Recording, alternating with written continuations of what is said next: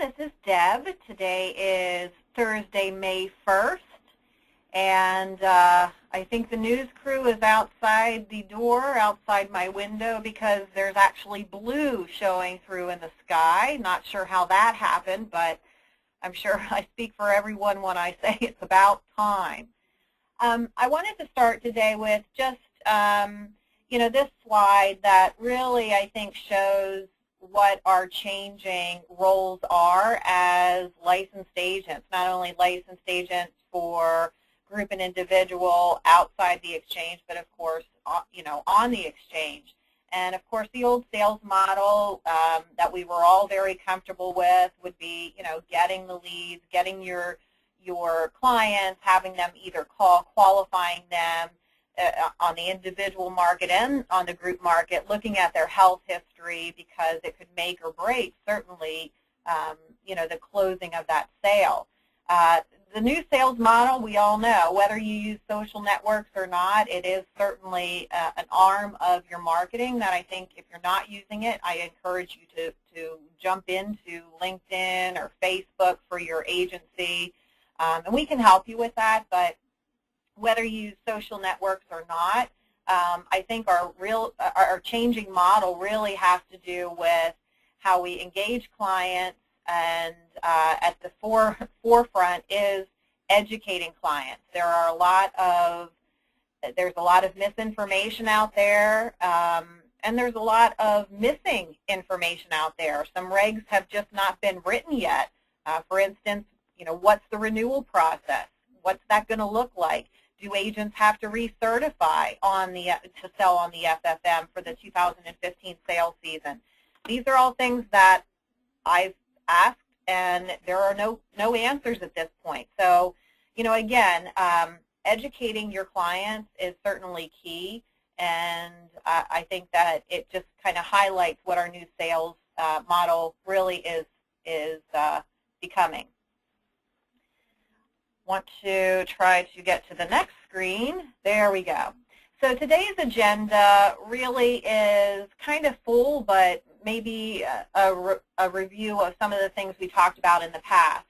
First and foremost, commissions. I know many of you are starting to ask about your commissions, when they're coming in, whether it was a 1/1 effective date, or a 5/1 for that matter. And I do want to tell you that we do have a commission specialist here at URL. She is your contact for any commission inquiries, whether you're just trying to find out, if you were paid, you will be paid, if you have a missing commission on a client that, you wrote and they paid and you haven't received commissions. Brandy Coleman is our commission specialist. She can be reached at brandyc@urlinsgroup.com or at extension 143.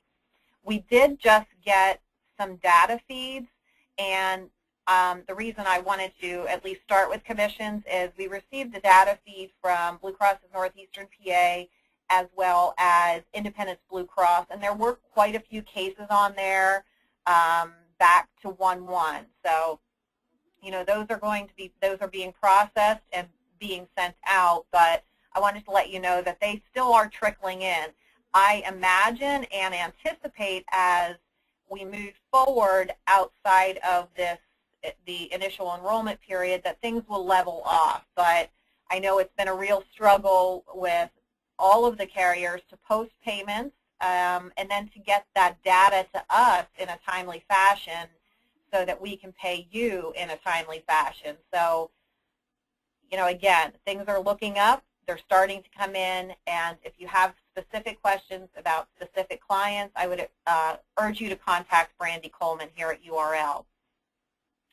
Found out some interesting things. I guess I'll go down to bullet point number 3. The special election period forms, they're all on our website. If you're selling off the exchange, the carriers are requiring these now since the open enrollment has ended. So you would want to check the appropriate box and get those into us with the application. With the special election periods, there are some interesting scenarios that are coming up, coming to the forefront now because we're outside of the open enrollment period. And I had actually 2 agent partners that have people that their COBRA is expiring sometime mid-month. One in particular is like the 26th of June, their COBRA is expiring. The other is like the 13th of July. And a couple of interesting things are happening. On the exchange, on the FFM, if you go in and enroll ahead of time, because you have 60 days prior to your qualifying event to make application and 60 days after your qualifying event. And what happened in particular with the 6/26 COBRA expiration, the only effective dates that the carriers are offering are the first of the month. So, and that's on and off exchange. There are a few exceptions to that rule, and I'll get into that in a minute. But so for this particular person, their qualifying event was 6/26, so they wouldn't be eligible for coverage on 6/1. They'd have to go for a 7/1 effective date. However, there would be a 3-4 day lapse in coverage, and this particular person would not qualify for a short-term medical because they're very sick and certainly could not go without coverage, which is, I guess in a sad way, is very sad, since the health insurance marketplace worker that I talked to just suggested that they won't be insured for 4 days. In an alternate reality, I guess that would work, but in the real world, that doesn't work, and you as agents cannot advise your clients to not have that protection. So for the COBRA expiration people, the HIPAA eligible availability is still there. They are still considered HIPAA eligible, and it was suggested to me that a person would take the HIPAA coverage for those few days, and then of course they would just cancel so that their coverage would, their ACA coverage would be effective 7/1. So, just be mindful of that, of the effective dates. If your clients can take a short term, that's great. If they can't, then if they're HIPAA eligible, that's kind of where you need to put them. So I just wanted to mention that to you. Another thing, if they're making application on the marketplace and their qualifying event is in the future, the health insurance marketplace will actually lock their account until they're really eligible to finish that enrollment. If you run into that situation, you can actually call the health insurance marketplace, you and your client, and talk to a caseworker and let them know that they need to unlock that account. It's a bit of a clunky system, as we've all come to realize, but that's the information that I have at this point. So on to grandmothering of group plans. At this point, I don't have anything in writing about individual non-ACA plans and the ability to grandmother. It appears that the carriers have a little bit of time to make that decision on the individual side, but we do have some information on group insurance and grandmothering.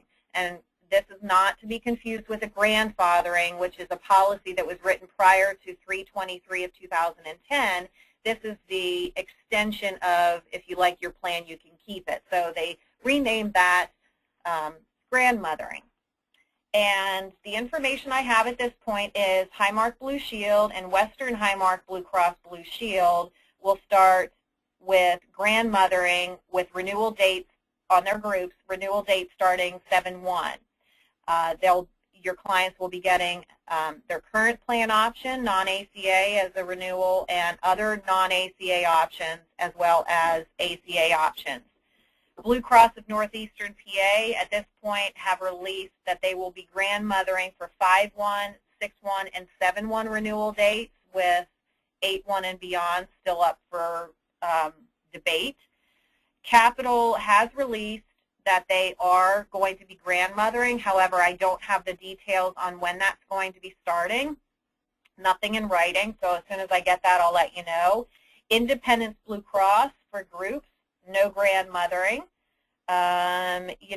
UPMC groups, they started grandmothering actually with 4/1 renewal dates, and again, they're running that through 7/1 renewal dates. 8/1 and beyond is still yet to be determined. Health America and Aetna groups, I imagine that they would mimic their decision, that once the decision's made, what's good for Health America may be good for Aetna, but again, I don't have anything in writing. And then Geisinger Group started with the grandmothering for 6/1. What I don't have at this point, except for the Highmark, is how long those plans would stay in effect. Highmark, if you renew 7/1, you'll be able to keep that non-ACA grandmothered plan for 12 months. The other carriers, I don't have that information yet. But, again, we're working through the details, and I will get you all the information I have when I have it.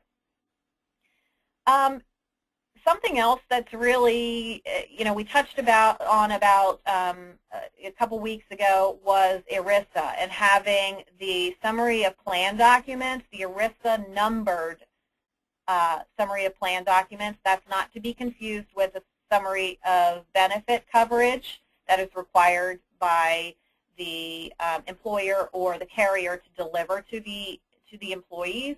But there's a growing threat for groups that offer health and welfare benefits, that they need to have these ERISA compliant and ERISA numbered summary of plan documents available.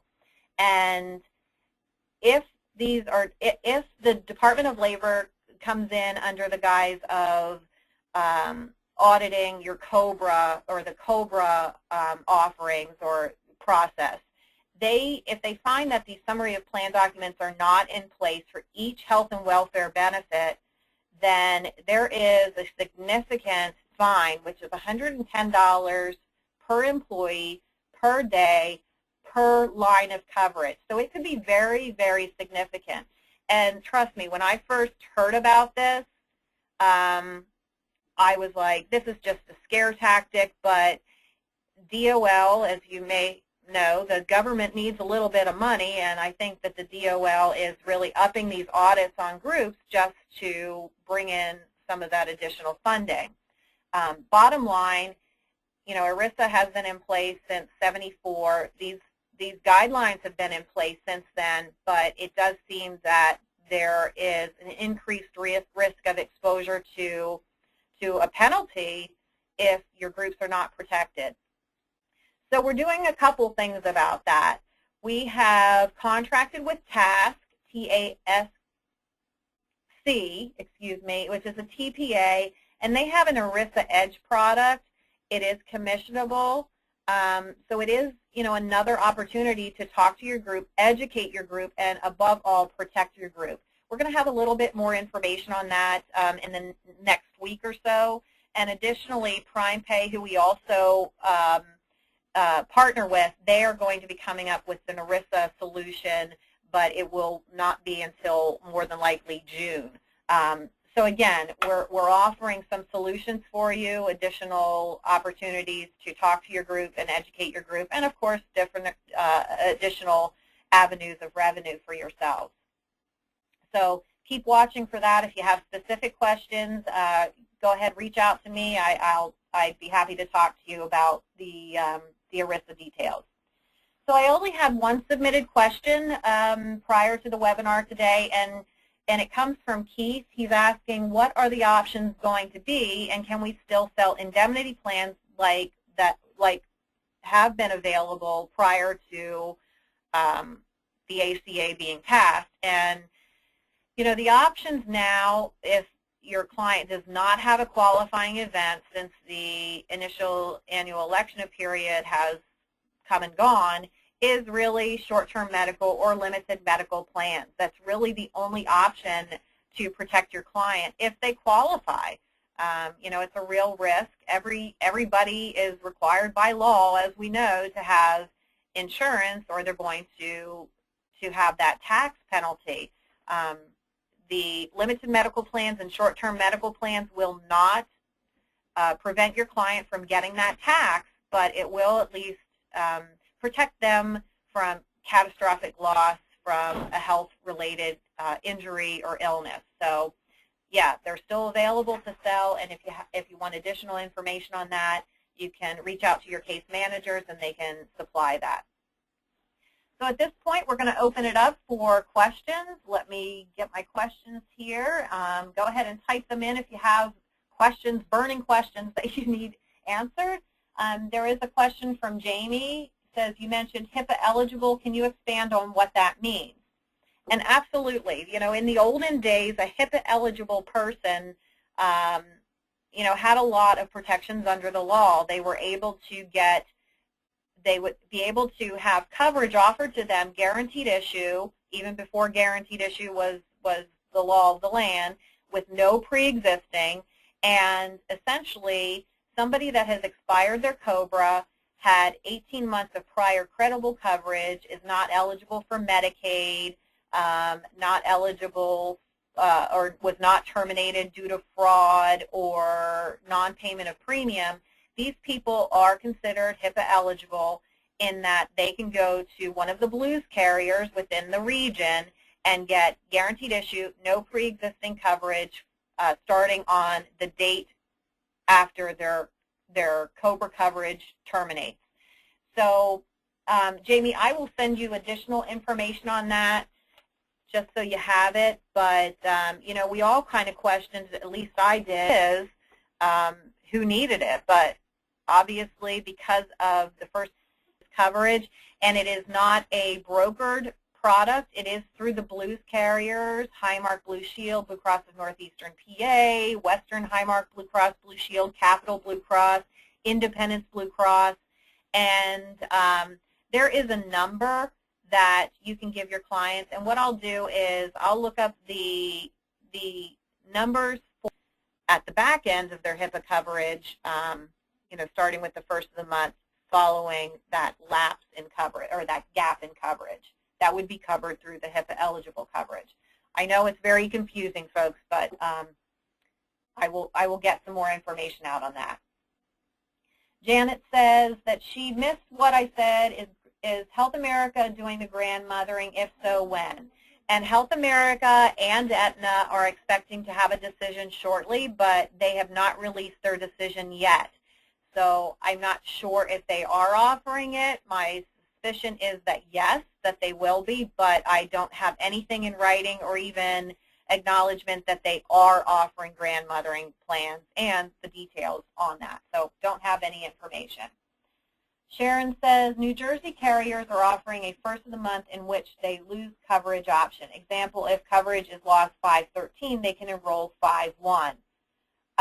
That's interesting, and I'm not sure how they do that because, quite frankly, the qualifying event is after their effective date. I don't know, Sharon, if that happened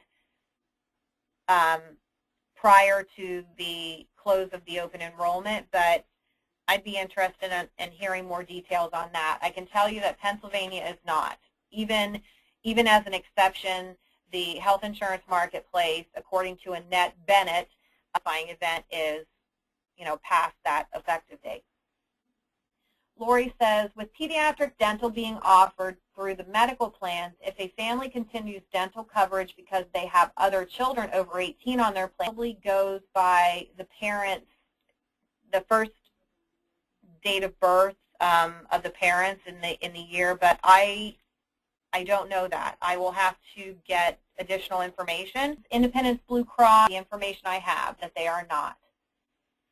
Bill says that he has been able to access specialists or supervisors on the marketplace and use other system errors for an SEP due to consumer ignorance and or total confusion until they were able to locate a professional they could trust.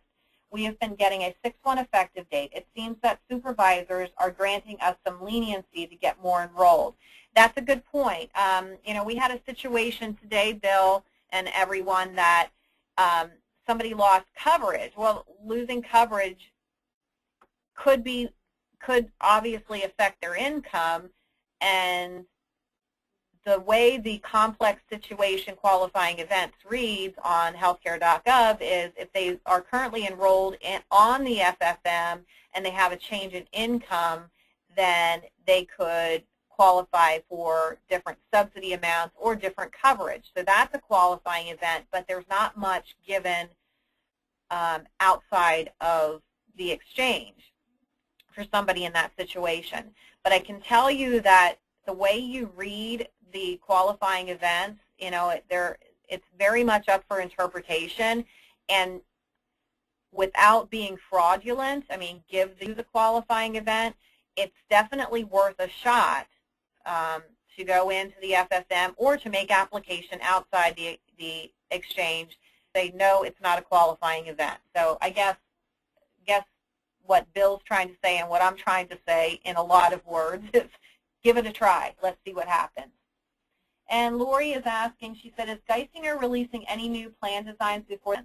And I don't know that they are. I can tell you, as you mentioned, that Highmark is coming out with some new plans for 7/1 effective dates. I don't have that information yet, but I'm meeting with Highmark in about a half hour. So I don't know if they're coming out with new plans or not, Lori. But Highmark definitely is, and those are going to be, they're adding more 100% plans. Joe says, are any brokers having luck with getting kids signed up with CHIP? And if so, what's the turnaround time? I'd be interested if anybody has any information on CHIP and their experiences to maybe type in the answer to Joe's question. I know we're getting a lot of questions about it, and we've had actually a few of our agents call and say that their children were being denied CHIP, that they previously applied through the FFM and they were denied CHIP. So I would take that letter of denial and push through to try to get a special election period.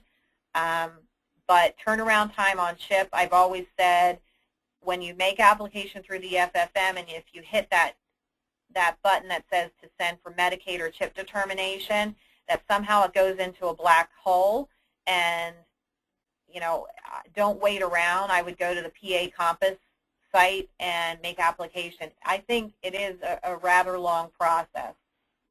And Nate says that he's worked, and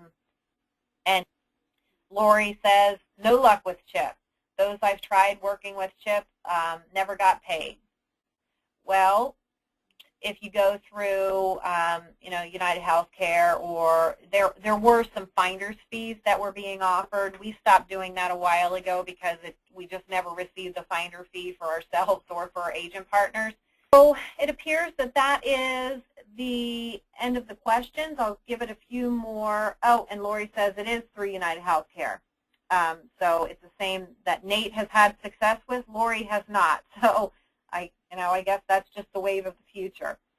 So I'll give everybody a few minutes. If you have additional questions, you can go ahead and ask them. But I wanted to point out that next Thursday there will be no webinar. We have our URL agent conference, so I will be out of the office next Thursday. So we'll pick back up on the following Thursday, which is May 15th at 9:30. And as always, if you want to sign up, you can either wait for the email invitation that typically, well, it's always in my healthcare reform newsletter. It typically comes out a separate invitation Monday or Tuesday of the week. You know, like this week, it would have come out for this week's session. Or you can always go to our website and sign up as well. Let me see if more questions came in. Yes. And we have not announced, Joe said, have you announced 2015 conference? And no, Joe, we have not announced that yet. But I believe that we will have more information following next week. And Nate says, can a group plan offer grandmothering of coverage for spouse and dependents, but only offer coverage for employees moving forward?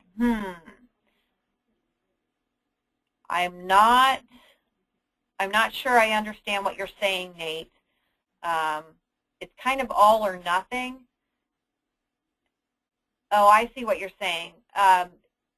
If the employer currently offers coverage to spouses and dependents moving forward for any new hires, can they say it's only for employees? And I don't know that. I think that I think it's all that you take every week to join me. It helps me. Hopefully it helps you.